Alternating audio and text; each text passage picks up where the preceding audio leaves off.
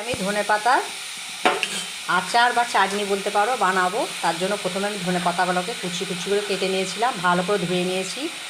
এবার একটু শুকনো খোলায় ভালো করে নেড়ে নেবো, যাতে জলটা না থাকে, জলটা টেনে নেবে। তার জন্য আমি একটু আগে শুকনো কড়াইয়ে নেড়ে নিচ্ছি। জলটা শুকিয়ে গেলে তারপর আমি মিক্সি জারে এটা পিষে নেব। তো প্রথম থেকে লাস্ট পর্যন্ত ভিডিওটা দেখতে থাকো, আমি ধনেপাতার চাটনি বা আচার কীভাবে বানাচ্ছি।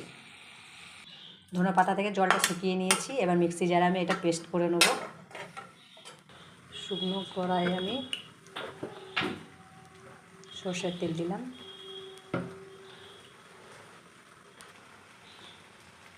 কড়াই তেল গরম হয়ে গেছে, আমি ফোড়নে শুকনো লঙ্কা দিলাম,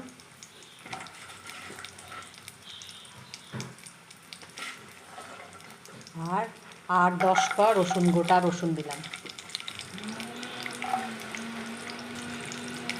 আমি ভালো করে ভেজে নেব।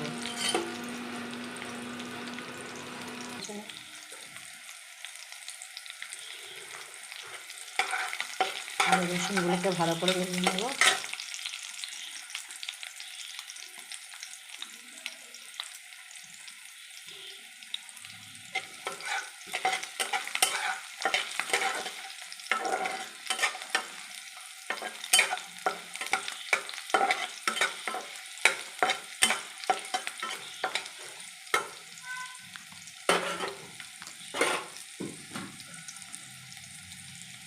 সামান্য আমি কালো জিরে আর কালো সরষে ফোড়ন দিলাম।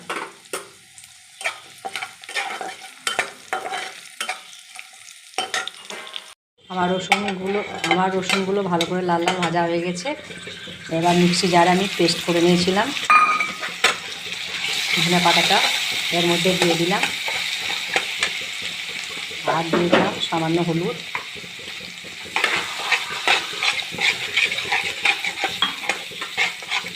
ভালো করে সব কিছু দিয়ে কষতে থাকবো।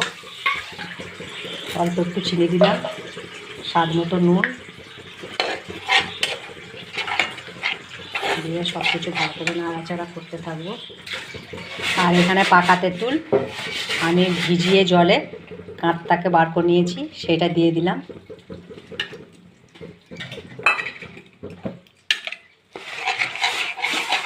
দিয়ে আমি সবগুলোকে ভালো করে একসঙ্গে এবার মিশিয়ে নিয়ে নাড়াচাড়া করতে থাকবো।